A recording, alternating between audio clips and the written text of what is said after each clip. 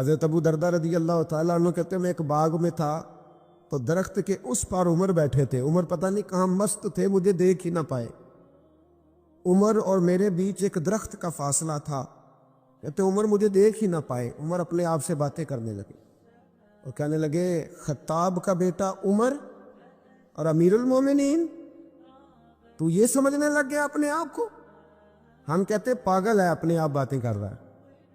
یہ لفظ کہتے ہی کہتے ان کے ہاتھ میں لکڑی کا تھوڑا تھا, زور سے اپنے گھٹنے پہ مارا اور پھر زمین پہ بیٹھ گئے. کہنے لگے بڑے تیرے نعرے ہیں نا, لوگ تیری بڑی تعریف کرتے ہیں نا, زمانہ تجھے بڑا اچھا کہتا ہے, بڑی تیری بات ہے نا, بڑا تیرا ذکر ہے, بڑا لوگ تجھے اٹھ کے ملتے ہیں.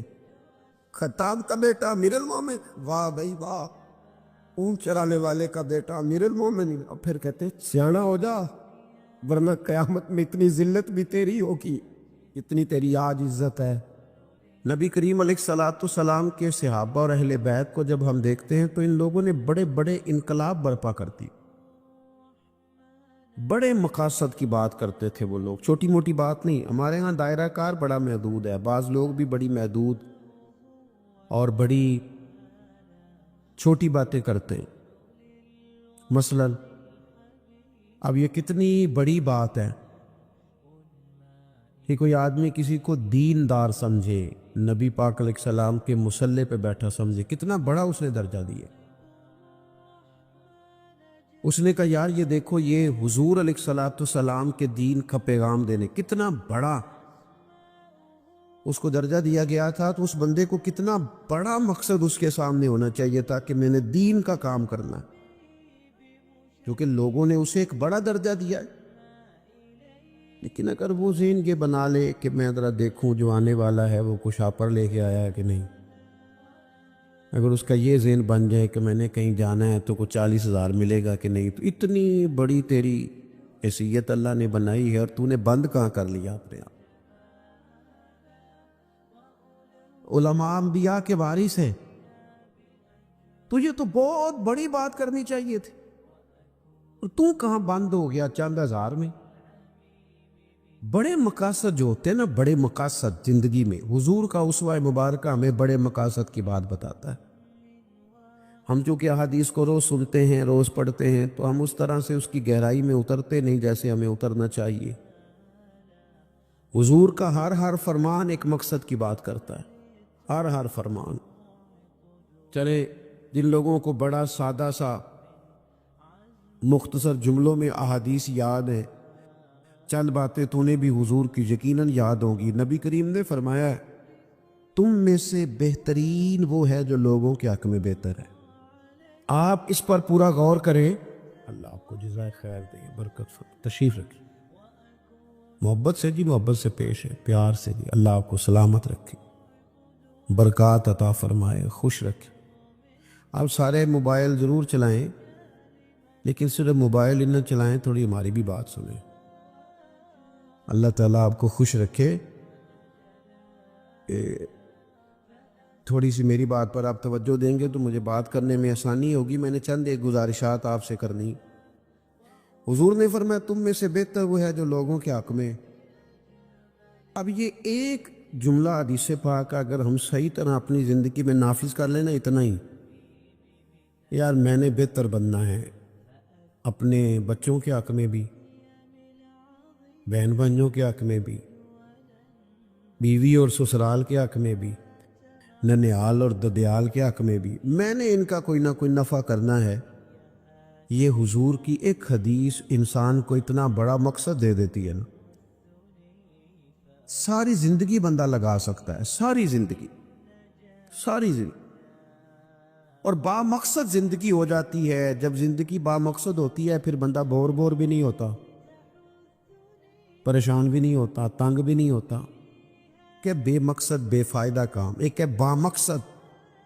حضرت عثمان غنی رضی اللہ تعالیٰ عنہ فرماتے ہیں کہ حضرت عمر فاروق رضی اللہ تعالیٰ عنہ کا دور مبارک تھا.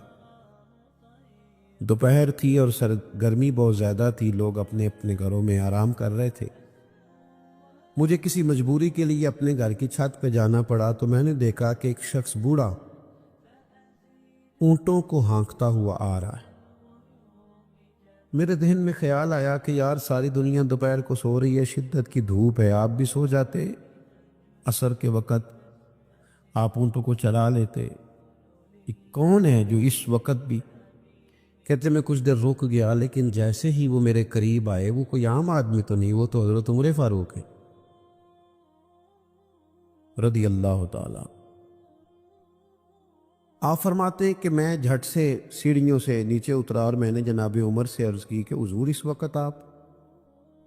فرمانے لگے یہ مال غنیمت کے 2 اونٹ بھاگ گئے تھے، انہیں پکڑنے گیا تھا۔ میں نے عرض کی حضور کسی غلام سے کہہ دیتے۔ فرمانے لگے مسلمانوں کے مال کی حفاظت کی ذمہ داری میری ہے، غلام کی تو نہیں نا۔ اب ایک مقصد ہے نا کہ میں نے ایک ڈیوٹی کرنی ہے، میں نے ایک خدمت کرنی ہے۔ میں طالب علموں سے کہتا ہوں، علماء سے نہیں، طلباء سے میں کہتا ہوں آپ سارا دن کیوں شکوا کرتے ہیں؟ آپ کمیٹی کی مسجد سمجھ کے اس کی خدمت نہ کریں، اللہ کا گھر سمجھ کے کریں۔ مسجد کمیٹی کی نہیں ہوتی، مسجد اللہ تعالیٰ کا گھر ہوتی۔ اللہ کا گھر جان کر آپ اس کی خدمت کریں گے تو آسانی ملے گی۔ میری بات پر توجہ کریں جی، بیٹھ جاؤ بیٹا، اللہ آپ کو خوش رکھے۔ تو اپنی زندگی میں با مقصد کام جب ہم کرتے ہیں تو پھر تھوڑی سی سکون محسوس کرتے ہیں۔ اسی طرح سے نبی کریم علیہ السلام کا ایک تو یہ فرمان ہمیں مقصد بتاتا ہے۔ ایک دوسری بات سنی، حضور علیہ السلام نے فرمایا، اچھا میں یہ سمجھتا ہوں کہ نبی پاک علیہ السلام کی اس ایک حدیث پر عمل کر لیا نہ جائے نا، جو ہم سب کو آتی بھی ہے، تو سارے ملک میں سکون ہو جائے، سارے گھروں میں قرار آ جائے، سارے خاندانوں میں خوبصورتی آ جائے۔ حضور علیہ السلام نے فرمایا تم میں سے کوئی اس وقت تک مومن نہیں ہو سکتا جب تک اپنے بھائی کے لیے بھی وہی پسند نہ کرے جو اپنے لیے پسند کرتا ہے۔ آتی ہے نا سب کو حدیث پاک؟ ہاں نہ تو کرو نا، چلو جس کو نہیں بھی آتی تھی اس نے ابھی سن تو لی ہے نا۔ حضور نے فرمایا تم میں سے کوئی اتنی دیر تک مومن ہو سکتا جب تک وہ جو اپنے لیے پسند کرتا ہے وہی اپنے بھائی کے لیے بھی، حدیث ہے نا، آپ نے سنی ہوئی ہے نا، ایسے ہی ہے، ایسا ہوتا بھی ہے کہ ہم جو اپنے لیے پسند کرتے ہیں وہی بھائی کے لیے بھی کرتے، ہوتا ہے ایسے۔ ہم پتہ کیا کرتے ہیں، دکان پہ کپڑے خریدنے جائیں نا تو کہتے ہیں یار کوئی کپڑے دکھا، سور سلوانا ہے، تو 2-4 جوڑے خود لے لیے، پھر اسی انہوں عقید ہے ہن کو دین دوان والے بھی وخا، وہ کڑے ہوندے نے جڑے پان والے نہیں ہوندے، ایسی بات ہی ہے نا۔ اب جو دینے ہیں وہ بھی، یعنی وہ بڑا نیکی کر رہا ہے، امیر آدمی اپنے نوکر کو کپڑے دے رہا ہے، کہتا ہے یہ بالکل ٹھیک ہے، میں نے بس 2 دفعہ ہی پہنا، نیا بالکل۔ وہ بھائی نواں ہوندا تو نہیں سی دینا، بالکل ٹھیک ہوتا تو دیتا۔ ہم کیا کرتے ہیں، ہم ماحول اس طرح کا ہم نے بنا لیا ہے کہ اپنی ذات، اپنے بچے، اپنا گھر، اپنا ادارہ اس میں بند ہو جاتے۔ ایک سوچ جو امت کی سوچ ہے، جو قومی اور عالمی سوچ ہے، اس سوچ کے مطابق ہم کوئی کام نہیں کرتے جب تک کہ ہم حضور کے اس مقدس فرمان پر نہیں غور کرتے کہ جو میں نے اپنے لیے پسند کرنا ہے وہی اپنے۔ تو مجھے بتائیے جب یہ سوچ ہوگی تو کوئی بندہ ملاوٹ والی چیز بیچے گا، غلط چیز سیل کرے گا، دنیا کو دھوکہ دے گا؟ لیکن ہم تو غور ہی نہیں کرتے، بس حدیث سن لی، معاملہ ختم ہو گیا۔ آپ دیکھیں امام غزالی فرماتے ہیں نبی پاک علیہ السلام کے ساتھ حضور کے غلام تھے، ایک درخت پر محبوب نے اشارہ کیا کہ یہاں سے 2 مسواکیں اتاریے، سادی سی بات ہے نا، مسواکیں اتار لی گئیں، خادم اتارنا آیا، اس نے لا کے حضور کی بارگاہ میں پیش کی۔ ایک مسواک بالکل سیدھی تھی، ایک تھوڑی ٹیڑھی تھی۔ مسواک تھوڑی ٹیڑھی بھی ہو تو دانتوں پر چلنے سے انکار تو نہیں نہ کرتی، نہ کوئی دانت صاف کرنے میں کوئی حرج ہوتا ہے، تھوڑی سی ٹیڑھی تھی، ایک ذرا سیدھی تھی۔ تو نبی کریم علیہ السلام کی خدمت میں غلام نے دونوں پیش کر دی تو محبوب نے ٹیڑھی مسواک رکھ لی اور سیدھی حضور نے غلام سے فرمایا کہ یہ آپ آج کل تو یہ کام الا ماشاءاللہ مذہبی لوگ بھی نہیں کرتے۔ ایک جگہ دینی مدرسوں کے اہتمام کرنے والے جو لوگ تھے ان کی میٹنگ تھی، تو وہاں ایک صاحب نے بڑا تقویٰ بیان کیا، کہنے لگا میں نے کبھی مدرسے کی روٹی نہیں کھائی، حالانکہ مدرسے کا محتمم ہوں، میں نے نہیں کبھی چکھی، اتنا پرہیزگار ہوں۔ بعد میں میری باری آئی تو میں نے کہا جی میرا خیال ہے کہ آپ وہی روٹی کھایا کریں جو مدرسے میں پکتی ہے، آپ تقویٰ بدل دیں، آپ کو پتہ تو وہ بیچارے بچے کھاتے کیا ہیں۔ جو کچھ کمیٹی کے صدر کے گھر پکتا ہے اور جو محتمم کے گھر پکتا ہے اسے غور کرنی چاہیے کہ طلباء کو وہی دے رہا ہے، ان کے ساتھ بھی رویہ وہی ہے۔ کیوں نہیں ان چیزوں کو سمجھتے کہ ہمیں نبی پاک علیہ السلام نے کن مقاصد حیات سے آگاہ کیا؟ اللہ کے حبیب علیہ السلام نے فرمایا تیری مسواک مجھے دے دو، عرض کی حضور میرے ماں باپ قربان ہو، میری روح میری جان قربان ہو، آپ سیدھی رکھیں۔ حضور نے فرمایا نا بھئی میں نے خود ہی امت کو قانون دیا ہے کہ مومن وہ ہے جو اپنے لیے پسند کرے وہی اپنے بھائی کے لیے بھی پسند کرے۔ اخلاقاً ایک بات اپنے دل سے پوچھیں، میں اپنے آپ سے پوچھوں، کیا ہمارا بہو کے بارے میں بھی وہی ذہن ہے جو بیٹی کے بارے میں ہے؟ وہ ساری گنجائشیں، وہ ساری معافیاں جو بیٹی کو ملتی ہیں، اور نہیں ابھی بچی ہے تو نہیں ابھی چھوٹی ہے تو نہیں ہم نے ابھی کام کرائے نہیں تو نہیں ابھی مطلب اس پر کوئی بوجھ ڈالا نہیں تھا تو نہیں ذرا یہاں ماحول اور تھا، یہ جتنی کہانیاں بیٹی کے حق میں یاد ہوتی ہیں۔ مومن تو وہ ہے نا جو اپنے لیے پسند کرے وہی اپنے، تو یہ ساری کہانیاں بہو کے حق میں کیوں نہیں یاد آتی؟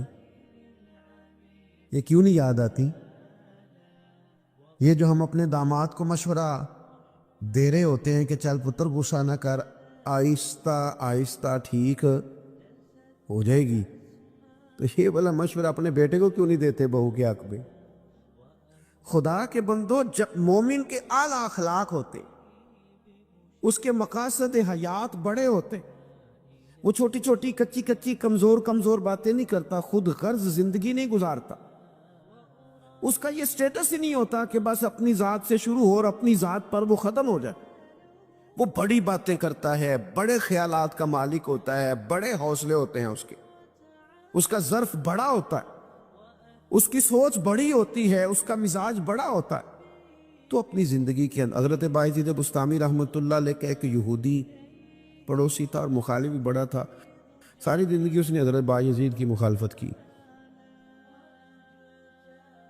کچھ لوگوں کو پتہ ہوتا ہے کہ جس کی میں مخالفت کر رہا ہوں بندہ ٹھیک ہے، پر اندر کے حسد کا کیا کچھ نہیں جا سکتا، ساری زندگی حسد کرتے اس نے بھی کیا اور بڑی غلط باتیں پھیلائیں۔ اس سے کوئی غلطی ہو گئی، اس یہودی سے جو یہودیوں کا عالم تھا، اس سے کوئی غلطی ہو گئی، یہودی اس سے ناراض ہو گئے، حالات اس کے خراب ہو گئے، اتنا غریب ہو گیا کہ وہ چراغ جلانے کو بھی پیسے کوئی نہیں، بچہ تھا چھوٹا سا، وہ اندھیرے میں ڈرتا تھا،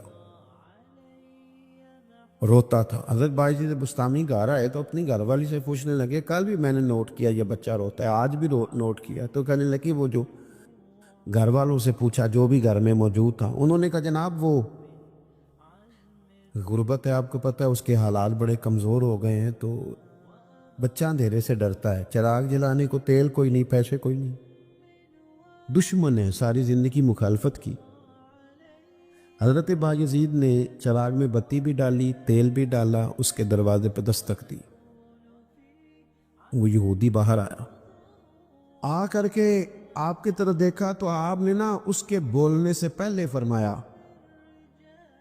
کہ پوری گلی اور چوک دیکھ لے، بندہ کوئی دیکھ نہیں رہا، اور تو مجھے جانتا ہے میں جھوٹ نہیں بولتا، میں بتاؤں گا بھی کسی کو نہیں،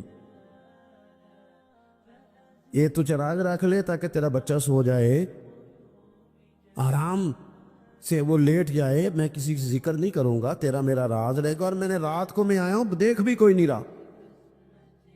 وہ یہودی کہتا ہے بولنے کی طاقت ہی کوئی نہ رہی، ہم تو دشمن کو بھی پاکیزہ سزا دیتے ہیں، ہم تو دشمن کو بھی پاکیزہ سزا دیتے ہیں۔ وہ اندر چلا گیا چراغ لے کے، رات بھر بچہ سویا رہا۔ دوسرا دن پھر ہوا، شام تھوڑی سی گہری ہوئی، لوگ اپنے اپنے گھروں میں سوئے، بچہ ڈرتا تھا اندھیرے سے، حضرت بایزید نے پھر چراغ میں تیل ڈالا، بتی ڈالی، دروازے پہ دستک دی۔ جب وہ باہر آیا تو فرمانے لگے تو دیکھ رہا ہے کہ کوئی بندہ موجود نہیں، اور تجھے پتہ ہے میں جھوٹ بھی نہیں بولتا، کسی کو بتاؤں گا نہیں، یا یہ لے جا تیرا بچہ سو جائے۔ اس نے مخالفت کی ہے ساری زندگی، اس کو دے دیا، اس کا بچہ سو گیا۔ تیسرا دن پھر ہوا، وہی وقت، وہی انداز، وہی باتیں۔ دستک دے کے کہا کوئی شخص نہیں دیکھ رہا، چراغ لے لے، بتاؤں گا بھی کسی کو نہیں، اور تجھے پتہ ہے میں جھوٹ نہیں بولتا۔ وہ چراغ آپ بڑھا کے دروازہ بند کرنے لگے تھے کہ وہ یہودی زور زور سے چلایا، کہنے لگا باہر آؤ بھی سارے مسلمانوں، نکلو بھی یہودیوں سارے باہر۔ لوگ سارے باہر گلیوں میں آ گئے، کہنے لگے یہ بایزید بسطامی ہے، میں نے ساری زندگی جھوٹے الزامات لگائے، آج جب میری حالت یہ ہے کہ میرے اپنوں سے مجھے کوئی پوچھنے نہیں آتا، اس شخص سے میرے بچے کا رونا نہیں دیکھا گیا، یہ تڑپ گیا ہے کہ کسی کا بچہ کیوں روئے، یہ روز مجھے چراغ جلا کے دے جاتا ہے، گھر میں میرے روشنی ہو جاتی ہے، بچہ میرا سو جاتا ہے، پر میں ساری رات نہیں سوتا۔ میں آج تم سب کو گواہ بنا کے کہتا ہوں جو میں نے ان کے بارے میں زندگی بھر کہا وہ سارا غلط تھا، اور یہ بھی تمہیں بتاتا ہوں کہ پہلے دین اسلام سنا تھا، 3 دن ہو گئے میں دین کو دیکھ رہا ہوں، پہلے سنا تھا میں دیکھ رہا ہوں۔ کہنے لگا میں تم سب کو گواہ بنا کے کہتا ہوں کہ بایزید بھی سچے ہیں، بایزید کا دین بھی سچا ہے، اور جس رسول کا یہ کلمہ پڑھتے ہیں وہ رسول بھی سچے ہیں۔ اس نے کلمہ پڑھا اور مسلمان ہو گیا۔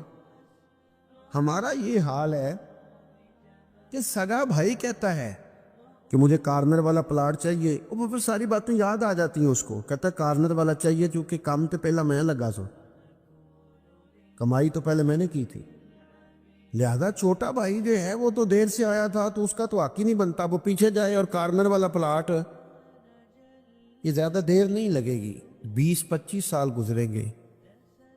اس طرح آپ والد کو پریشان کریں، اس طرح آپ کے بچے آپ کو کریں گے، خدا نہ کرے وہ بھی کہیں گے ابا یہ کارنر والا میرا ہے، تو کدھر سے آ گیا۔ تو حضور نے ہمیں اعلیٰ مقاصد، اعلیٰ اخلاق، اعلیٰ کردار، بڑی باتیں کرنے کا۔ ہمارے پاس بڑی کہانیاں ہوتی ہیں پر ساری اپنے حق میں، بڑے دلائل ہوتے ہیں پر سارے اپنے حق میں، بڑی باتیں آتی ہیں پر ساری۔ ہمارے ایک بزرگ کہا کرتے تھے میں ایسے بیوقوفوں کو جانتا ہوں جو کوئی چیز بھی پھینکے نا تو اپنے گھر میں پھینکتے ہیں، حالانکہ بولے بھلے بیوقوف اپنے گھر میں پھینکے۔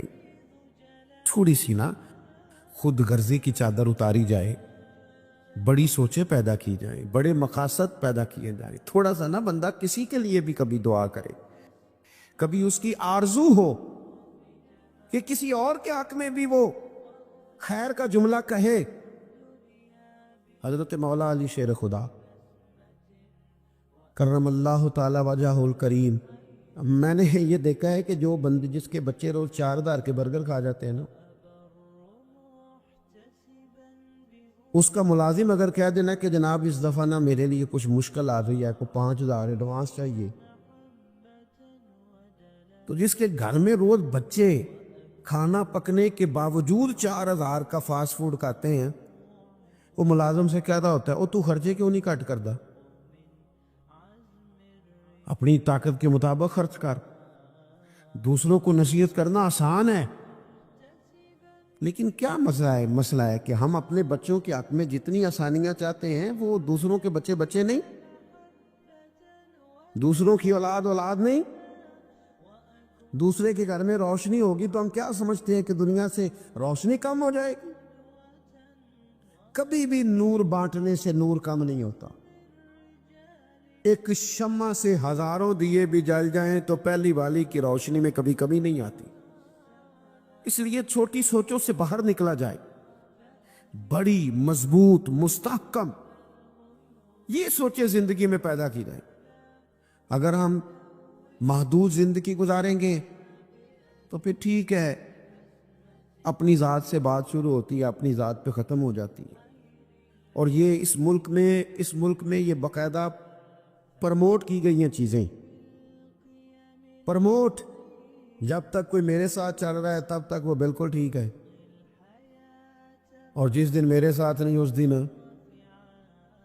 کوئی نہیں سمجھ آ رہی آپ کو میری بات کی. ہمیں ساری دنیا کو بھی بدنام کرنا پڑے تو ہم نے ہر اس شخص پر الزام لگانا ہے جو میرے خلاف ہے. ایسا نہ کریں. آپ ان چیزوں سے تھوڑا باہر نکلیں. اور یہ سارے کام کرتے ہیں، کسی ایک کا نہیں مسئلہ، سب سیاسی، سماجی، فلاحی، الا ماشاء اللہ مذہبی. جو میرے ساتھ ہے وہ ٹھیک ہے، جو میرے ساتھ نہیں بندہ ہی ٹھیک نہیں. سرے سے بات ہی ختم ہو گئی. او خدا کے بندو، یہ دعویٰ صرف نبیوں کو سجتا ہے، صرف رسولوں کو سجتا ہے. باقی کوئی شخص یہ دعویٰ کرے تو دعویٰ اس کا 100% غلط.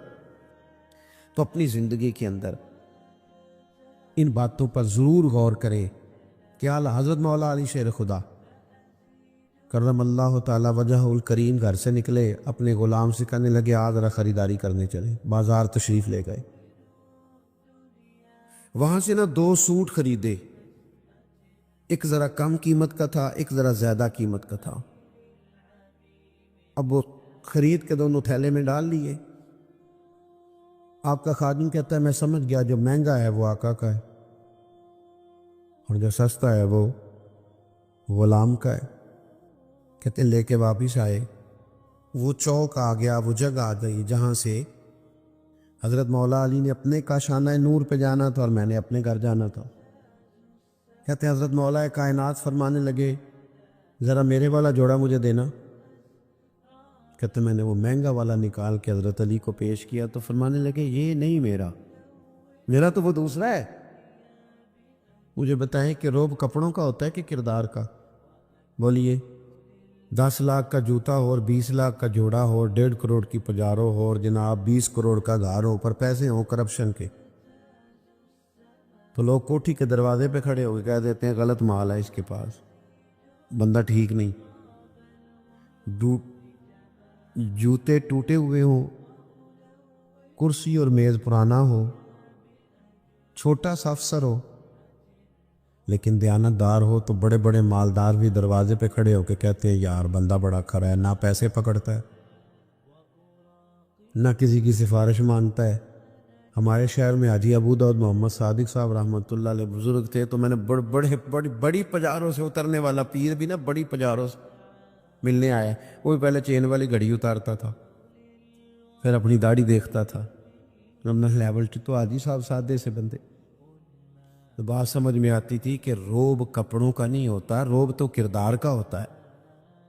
اگر کردار مضبوط ہے تو کپڑے سادے بھی ہوں تو گزارا ہو جاتا ہے. لیکن کردار کچھ بھی نہ ہو، لوگ پیسوں کے زور پر، دولت کے زور پر، مال کے زور پر، بلکہ بعض لوگ تو ایسے ہیں جو خوشامدیوں کے زور پر، اپنے دائیں بائیں ادھر ادھر جو ان کے وظیفہ خار، نمک خار، خوشامد پسند ہے، ان کے زور پر اپنے آپ کو منوانا چاہتے ہیں. کردار اصل ہے، کردار حسن ہے، کردار رہنائی ہے. آپ ہمیشہ تب بڑے ہوں گے جب آپ کے اخلاق میں، معاملات میں، لین دین میں صفائی ہوگی، پھر لوگ آپ کو بڑا جانیں گے. حضرت مولا علی شیر خدا کرم اللہ تعالی وجہ الکریم، اس سے کہا یہ نہیں میرا تو دوسرا ہے. تو کہا ٹھیک ہے جناب دوسرا ہے. تو حضور آپ آقا ہیں، آپ کا کیسے دوسرا ہے؟ آپ کا تو یہ ہے. حضرت علی کہنے لگے نہیں وہ جو سستا، میری بات کی سمجھ آ رہی ہے آپ کو؟ وہ جو سستا جوڑا ہے نا وہ مجھے دو. تو اس نے نا ایک دلیل پیش کی. آپ کے غلام نے کہنے لگا حضور آپ نا مہنگے والا رکھے، کیوں؟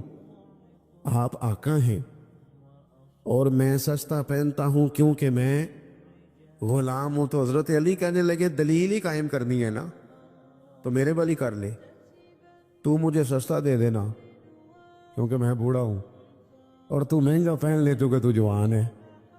اگر کسی دلیل کی بنیاد پر ہی لباس پہننا ہے تو چلو اس طرح کرو، یہ والی دلیل قائم کر لو کہ بوڑھوں پر سستا بھی چل جاتا ہے اور جوانوں کے لیے ذرا کپڑے مہنگے ہوں، ذرا اچھے نئے اور ڈیزائنوں کے ہوں تو ذرا جوان خوش ہوتے ہیں. تو تھوڑے سے نا بڑا دل ہو، ذرا بڑا ظرف ہو، ذرا حوصلہ بڑا ہو، ذرا سوچ بڑی ہو، ذرا انسان کا معیار بڑا ہو. یہی بات بعد میں حضور کے صحابہ میں آئی. آپ دیکھ لیں حضرت عمر کو، دیکھیں حضرت عثمان کو، اور خلیفہ اول بلا فصل حضرت ابوبکر صدیق کو، حضرت مولا علی شیر خدا کو. ان لوگوں نے بڑی بڑی باتیں کی، بڑا حوصلہ تھا ان. یہ ہمیشہ انقلابی باتیں. حضرت عثمان غنی، ان کا مال آیا پڑا ہے. اب ہمارے ہاں تو لوگ مصنوعی قلت بھی پیدا کر لیتے ہیں، لیکن مال آیا ہوا ہے، قلت کے قحط کے دن ہیں. آ کے تاجروں نے کہا حضرت عثمان غنی سے کہ آپ جتنے کا خریدا ہے نا، ہم تحقیق بھی نہیں کرتے، ڈبل لے لیں، ہمیں دے دیں. حضرت عثمان کہنے لگے مجھے زیادہ نفع ملتا ہے. انہوں نے کہا 3 گنا لے لیں. کہنے لگے زیادہ ملتا ہے. 4 گنا لے لیں. فرمایا زیادہ ملتا ہے. کہنے لگے اس سے زیادہ ہم نہیں دے سکتے. وہ بندہ بتائیں جو زیادہ دیتا ہے. حضرت عثمان غنی کہنے لگے مجھے تو 700 گنا کی امید ہے. جناب کس طرح؟ تو حضرت عثمان نے مسجد میں اعلان کروایا یا کسی ذریعے سے لوگوں تک پیغام پہنچایا کہ جو غریب گندم نہیں نہ خرید سکتا وہ آ کے لے جائے، آ کے لے جائے نا. فرمایا مجھے رب کی بارگاہ سے 700 گنا کی امید. تو بڑا دل ہو، بڑا حوصلہ ہو. بس بات ختم کرنے لگا ہوں. حضور کی جو اولاد پاک ہے اس کا بھی یہی مزاج ہے. زندگی بھر سخاوتیں، لوگوں پر محبتیں، ان لوگوں کا درگزر، ان لوگوں کا اپنے لیے نہیں. انہوں نے جب بھی سوچا نبی کریم کی ساری امت کے لیے سوچا. حضرت امام حسن رضی اللہ تعالیٰ عنہ فرماتے ہیں میری والدہ سیدہ طیبہ طاہرہ حضرت فاطمہ الزہرا رضی اللہ تعالیٰ عنہ تو جب دعا مانگتی تھی تب بھی حضور کی ساری امت کے لیے مانگتی تھی. ان کی دعاؤں میں بھی بڑے دل کے ساتھ، بڑے حوصلوں کے ساتھ، بڑا اعزاز کے ساتھ بیٹھے رہتے. امام حسین بڑی شانیں تھی، سب کچھ تھا، لیکن انہوں نے گھر چھوڑا، قبیلہ چھوڑا، اس لیے کہ دین کی وہ بنیادیں جن کو کمزور کرنے کی کوشش کی جا رہی تھی وہ کہیں کمزور ہو نہ جائے. وہ آگے بڑھے. 1,00,000 دینار آیا حضرت امام حسین کے پاس سویرے. کتنا؟ چلو آپس وچ گل کر لیں. آپس وچ 1,00,000 روپیہ کھول ہوئے تے مسیتے دینے پی جان تے کنے دئی دینے وچوں؟ آپس دی گل نہیں دسدے کسے نوں. کنے مثلا چلیں بڑا کوئی زور لگائے گا تو 5,000 دے دے گا. 5,000. اور ذرا کبھی کسی جگہ پہ کمزوری آئے نا کوئی مالی طور پہ تو سب سے پہلے لوگ وہ پیسے بند کرتے ہیں جو مسجد جاتے ہیں یا کسی غریب کی طرف جاتے ہیں، کہتے ہیں ہاتھ تنگ ہے. سب سے پہلے 1,00,000 دینار امام حسین کے پاس آیا. زور کے وقت پیسے آئے. عصر سے پہلے پہلے پاک محبوب کے پاک نواسے نے سارے ہی بانٹ دیے. سب بانٹ سارے. شہزادے عرض کرنے لگے حضور آپ کا کرتا پرانا ہو گیا تھا، کوئی 1-2 دینار رکھ لیتے تو کرتا نیا لے لیتے. فرمانے لگے اگر تو پہلے یاد کراتا تو میں سوچتا. ہیلی کا رکھ لیتا، تو پہلے یاد کراتا تو میں غور کرتا. میرے عزیز تھوڑا سا نا دل بڑا کرے. ہم نے اپنے بچوں کو سکھایا کہ کردہ سوچ، کچھ اپنے کردہ سوچ. ان سے کبھی کبھی یہ بھی کہا کرو بیٹا ملت کا سوچ، مذہب کا سوچ، وطن کا سوچ، قبیلے کا سوچ. بڑا دل کر، بڑی بات کر. ہمارے جوان اتنے باصلاحیت ہیں، اللہ کے فضل سے اتنے باصلاحیت ہیں کہ ایک بچہ پورے علاقے کو سنبھال سکتا ہے، لیکن ان کو بڑا دل نہیں ملتا، بڑا حوصلہ نہیں ملتا، بڑی تھپکی نہیں ملتی، پشت پناہی بڑی نہیں ملتی. وہ بیچارے محدود ہو کے رہ جاتے ہیں، محدود ہو کے کہ بس ٹھیک ہے گھر چل گیا، پیسے 4 آ گئے، کوٹی چھوٹی بن گئی تو چھٹی. بھئی یہ کام تو غیر مسلم بھی کر لیتا ہے. دنیا میں جتنے بھی لوگ مضبوط ہوتے ہیں نا، توانا ہوتے ہیں، ذہنی طور پر طاقتور ہوتے ہیں اور دنیا میں بڑے بڑے کام کرتے ہیں، یہ وہ لوگ ہوتے ہیں جن کے عقیدے مضبوط ہوتے ہیں۔ بہت سارے لوگوں کے پاس اسباب بھی ہوتے ہیں، صحت بھی ہوتی ہے، گنجائش بھی ہوتی ہے، لیکن وہ لوگ نظریاتی طور پر کمزور ہوتے، فیصلے کی قوت ہی نہیں ہوتی۔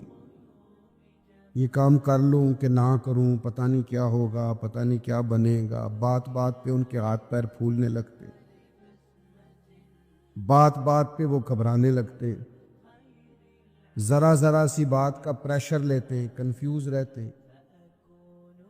نتیجہ یہ نکلتا ہے کہ وسعت بھی ہے، صحت بھی ہے، تعلیم بھی ہے، ڈگریاں بھی ہیں، کچھ بھی نہیں کر پاتے۔ تو یاد رکھیے، جن لوگوں کا کوئی عقیدہ نہیں ہوتا، کوئی نظریہ نہیں ہوتا، کوئی سوچ نہیں ہوتی، وہ پیچھے رہ جاتے۔ اللہ کے محبوب نے نا ہمیں عقیدہ دیا ہے، حضور نے ہمیں بتایا کہ اللہ وحدہ لا شریک، نبی پاک نے ہمیں بتایا ہے کہ میں اللہ کا آخری رسول ہوں، رسولوں کا امام ہوں۔ نبی پاک علیہ السلام نے ہمیں بتایا ہے کہ گویا تم نے ڈرنا نہیں، موت وقت سے پہلے نہیں آئے گی، موت کا وقت مقرر ہے۔ یہ عقیدہ دیا ہمیں قرآن و حدیث نے۔ نبی پاک علیہ السلام نے ہمیں بتایا ہے کہ تمہارا رزق جو تمہارا مقدر ہے وہ تمہیں ملے گا۔ حضور نے یہ ہمیں عقائد دیے کہ اس مرنے کے بعد پھر ایک زندگی ہے، ہمیں اٹھنا ہے۔ یوم نحشر المتقین الی الرحمن وفدا، جب متقی اور پرہیزگار لوگوں کی شان یہ ہوگی کہ وہ رب کی بارگاہ میں مہمان بنا کر پیش کیے جائیں گے۔ تمہیں قبروں سے اٹھنا ہے، نکلنا ہے، اس کے بعد ایک زندگی ہے، کچھ فیصلے وہاں ہونے، حتمی اور حقیقی اور اصلی فیصلے وہاں ہونے۔ تو جب اس طرح کے نظریات لوگوں کے ہو جاتے ہیں نا، پھر لوگ کمزور نہیں رہتے، پھر ان میں خوف نہیں رہتا، پھر وہ سہمے ڈرے ڈرے نہیں ہوتے، پھر وہ زندگی میں آگے جانے کے لیے کوئی چور رستہ اختیار نہیں کرتے، وہ پھر حلال حرام کی ہمیشہ تمیز کرتے، کیونکہ ان کو پتہ ہوتا ہے خالق مالک اللہ ہے، رازق اللہ ہے۔ انہیں پتہ ہوتا ہے کہ رزق ہماری چلاکیوں سے نہیں آنا، خدا کے فضل سے آنا ہے، پھر وہ کبھی بھی کوئی غلط راہ اختیار نہیں کرتے۔ نبی پاک نے عقائد دیے، حضور علیہ السلام کی تشریف آوری سے پہلے لوگوں کا عقیدہ ہی کوئی نہیں تھا۔ کوئی ہاتھ سے بنائے ہوئے مٹی کے بتوں کو پوجتا ہے، کوئی معاذ اللہ چاند سورج کی طرف دیکھتا ہے۔ اوہام پرستی، وہموں کا شکار ہونا۔ اور قرآن مجید ہمیں بتاتا ہے کہ وہ لوگ حج کر کے آتے تو اپنے گھروں کے دروازوں سے نہیں گزرتے تھے، پیچھوں سے چھلانگے لگا کے دیواریں پھلانگ کے آتے کہ ہم نیک ہو گئے ہیں، اور دروازے جو ہیں یہ پاک نہیں ہیں۔ وہ قربانیاں کرتے تو ان کا خون بیت اللہ کی دیواروں سے ملتے، معاذ اللہ۔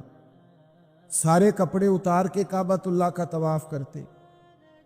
ان کے اندر وہم تھے، اوہام پرستی تھی، طرح طرح کی چیزیں ان کے دلوں میں آ گئی تھی۔ نبی پاک تشریف لائے تو کریم رسول داعیہ اللہ ہیں، حضور نے ان کے نظریات کو مضبوط کر دیا، حضور نے انہیں پختگی عطا کر دی، طاقتور کر دیا ان کے ذہن کو۔ یہ حدیث آپ سب نے یاد رکھنی ہے، ذہن میں بٹھانی ہے۔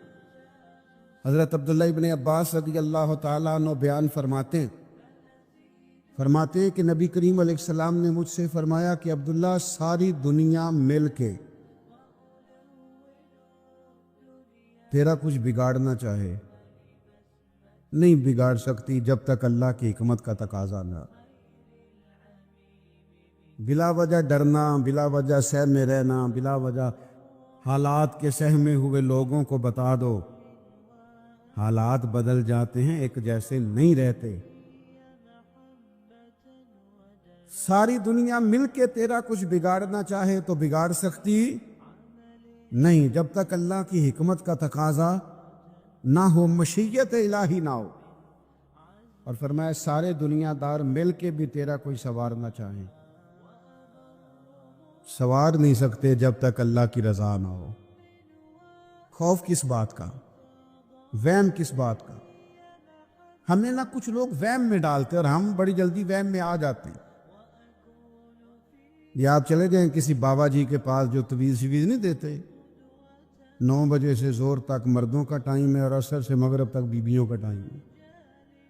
بابا جی نے کوئی کب نہیں سوائے لوگوں نوں وہمی کرن دے۔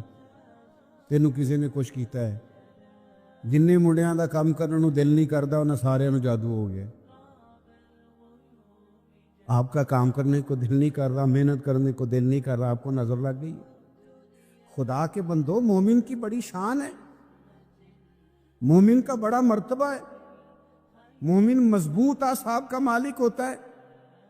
کمزور باتیں کرنا، وہ جی بلی میرا رستہ کاٹ گئی تھی، آج مجھ سے دودھ گر گیا تھا، مجھے پیچھے سے آواز نہ دینا، یہ مومن کا کام ہے۔ مسلمان ایسی باتیں کرتے ہیں، اور پھر 2-4 حادثات واقعات تو کسی کے ساتھ ہوئے ہی ہوتے ہیں، لوگ اس کو بنیاد بنا کے لوگوں کو کمزور کر دیتے ہیں۔ وہ پتہ ہے نا آپ کو خواب آئی تھی، تو خواب میں تو شیطان بندے کے ساتھ کھیل جاتا ہے، اس میں آپ ڈر گئے، آپ کو تو طاقتور ہونا چاہیے تھا۔ تو نظریاتی پختگی، ماحول میں طاقت، یعنی آپ اندازہ کریں کہ نبی پاک علیہ السلام نے لوگوں کو اتنا پختہ کر دیا، اتنا پختہ کر دیا، حضور علیہ السلام نے انہیں بتا دیا کہ مرنے کے بعد بھی تم نے خوف نہیں کرنا، وہاں بھی تمہاری قبر جنت کا باغ ہی ہے۔ مومن کی قبر جنت کا، قیامت والے دن کا بھی تم نے خوف نہیں کرنا، وہاں بھی جنت میں رب نے تمہارے لیے وہ نعمتیں تیار کی ہیں، وہ نعمتیں حضور فرماتے ہیں نہ کسی آنکھ نے دیکھی، نہ کسی کان نے سنی، نہ تمہارے دل پر کبھی خیال ہی گزرا ہوگا، اللہ وہ نعمتیں تمہیں عطا فرمائے گا۔ اتنے طاقتور ہو گئے تھے صحابہ، اتنے طاقتور ہو گئے تھے، شہادت کی دعائیں مانگتے تھے۔ کوئی نہیں سمجھ آئی آپ کو؟ یعنی زندگی تو زندگی، بندے کو جنت اتنی پیاری ہو جائے کہ موت سے بھی پیار ہو جائے، وہ شہادت کی موت مانگنے لگے کہ یا اللہ کبھی شہادت مل جائے نا۔ آپ ویسے بتائیے گا نا کسی کو، مجھے بھی نہ بتائیے گا، ویسے اپنا اپنا حساب لگاتے ہیں سارے، مرنے کو دل شل کوئی نہیں کرتا لوگوں کا۔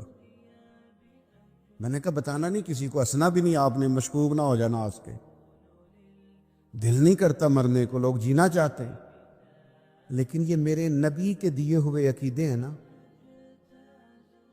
حضور کے دیے ہوئے عقیدے ہیں نا، کہ ہر روز مسجد نبوی میں حضرت عمر دعا مانگتے تھے، اللہم ارزقنا شہادتا فی سبیلک، یا اللہ کبھی تیرے رستے میں شہادت کی موت مل جائے نا، جان پاویں نہ جان میرے محبوبہ، میں لگیاں توڑ نہ بھیساں، راہ تیرے وچ رول کے مرساں، تے قدم نہ پچھاں ہٹے ساں، شہر تیرے دے ٹکڑے منگ ساں، تے تیرے کتیاں دے قدم چومے ساں، آزم جان امانت تیری، تو جدو منگ سے میں پیش کرے ساں، جان امانت تیری تو جدو منگ سے میں پیش، میں یوں کر کے پیش کروں گا، حضور ہے ہی آپ کی، جدو منگ سے میں پیش کرے ساں۔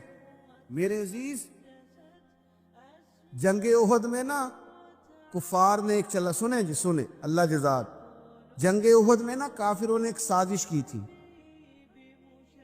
مسلمانوں کے حوصلے پست کرنے کے لیے۔ بعض لوگ ایسی خبریں پھیلاتے ہیں مایوسی کی، یہ ہمارے ملک میں بھی لوگ کام کرتے ہیں ان کے پاس کبھی آپ بیٹھے تو ایسا لگتا ہے کہ پرسوں تک ہی حالات ہیں، اس کے بعد ختم ہو جائے گا سارا کچھ۔ انہوں کو چنگی خبر لبدے کدی نہیں، جب بھی آپ کو ملے گی خوفناک خبریں ملے گی۔ تو کچھ لوگ مایوسیاں پھیلاتے ہیں، ان کی عادت ہوتی ہے، وہ خیر کی بات نہیں کرتے۔ تو کافروں نے بھی ایک سازش رچی احد میں، انہوں نے خبر پھیلا دی کہ معاذ اللہ حضور کو تو شہید کر دیا گیا۔ اب غلاموں کے لیے یہ خبر بڑی تکلیف کا باعث تھی، جنہاں دے دل بر جانی وچھڑن، کون روے پھر تھوڑا، اس سب روگاں دا روگ محمد جس دا نام وچھوڑا۔ یہ مشکل ہوتا ہے، لوگ پریشان ہو گئے، طبیعتیں بے چین ہو گئی، بعض کے حوصلے پست ہونے لگے، حضور چلے گئے۔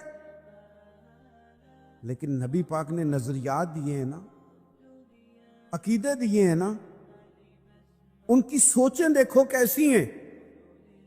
حضرت انس بن نضر رضی اللہ تعالیٰ عنہ، یہ جناب انس بن مالک کے چچا ہیں، حضرت انس بن مالک کے چچا جناب انس بن نضر، یہ نا احد پہاڑ کی طرف سے آ رہے تھے،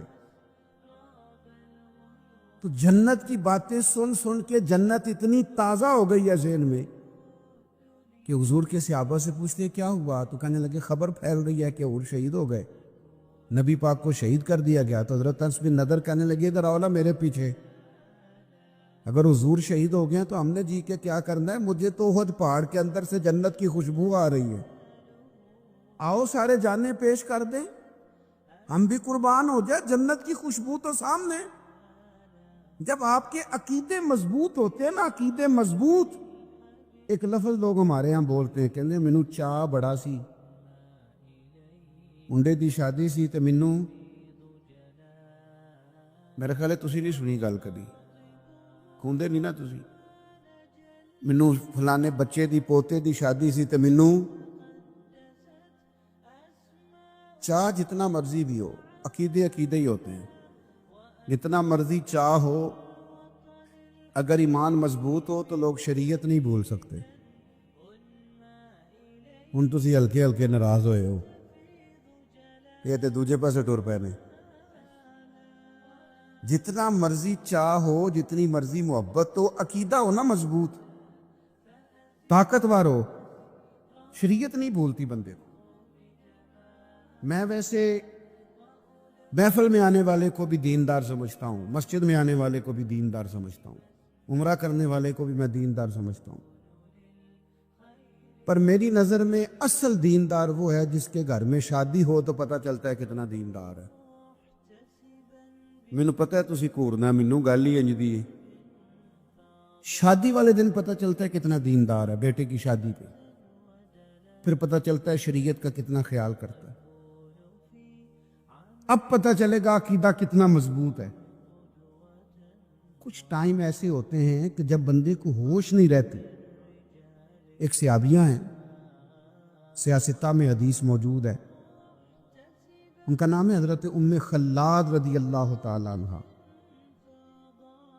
ان کے بیٹے شہید ہو گئے تھے۔ تو مجھے بتائیے کہ کسی ماں کا بیٹا ہی چلا جائے تو اس کی کیا کیفیت ہوتی ہے؟ ہوش سلامت رہتا ہے؟ بچے کو تو بخار ہو تو ماں باپ ساری رات سو نہیں پاتے، ساری رات نہیں نیند آتی، حالانکہ بخار ہے چھوٹا سا معمولی سا اتر جائے گا، لیکن وہ ہائے ہائے کرے تو نیند نہیں آتی۔ اور بیٹا چلا جائے، شہید ہی ہو جائے۔ تو جناب ام خلاد رضی اللہ تعالیٰ عنہ کا بیٹا شہید ہو گیا، تو وہ نہ معلومات کرنے آئیں کہ واقعی میرا بیٹا شہید ہو گیا، تصدیق کرنے آئیں۔ جس وقت وہ تصدیق کرنے آئی ہیں، پتہ کرنے آئی ہیں کہ میرا بیٹا شہید ہو گیا ہے، تو انہوں نے بہترین کر کے اپنا جسم پردے سے چھپایا ہوا ہے، نقاب اوڑا ہوا ہے، پورے طور پر وہ با پردہ ہیں، آئی ہیں، تھوڑا سا پیچھے کھڑے ہو کے پوچھتی ہیں مجھے پتہ چلا ہے میرا لال شہید ہو گیا ہے۔ انہیں خبر دی گئی کہ ہاں آپ کا بیٹا بھی شہید ہو گیا ہے۔ ان سے ایک شخص نے سوال کیا، کہا اس حال میں بھی آپ کا پردہ قائم ہے؟ تو ہوش ہی نہیں رہتا نقاب کرنے کا، پردہ کرنے کا، برقع پہننے کا. یعنی بیٹا چلا گیا. اللہ کرے آپ کو سمجھ آئے میں کیا کہہ رہا ہوں. عقیدے ہوں مضبوط، نظریات ہوں تازہ، تو انسانوں کا مزاج اس طرح کا بن جاتا ہے. ان سے کہا جناب اس حال میں بھی آپ اتنی باپردہ ہیں؟ تو جناب ام خلاد اس وقت کے جب ابھی انہیں خبر ملی ہے کہ آپ کا بیٹا شہید ہو گیا، دکھ تازہ ہے، زخم ہرا بھرا ہے، لیکن اسی وقت بڑے دھیمے لہجے میں پوچھنے والے سے فرمانے لگیں اور میرا بیٹا گیا ہے، میری حیا تو نہیں نہ گئی. ہم نے دین رسول کائنات سے لیا ہے، ہمیں عقیدے نبی پاک نے دیے. بیٹا گیا ہے، میری حیا تو قائم ہے.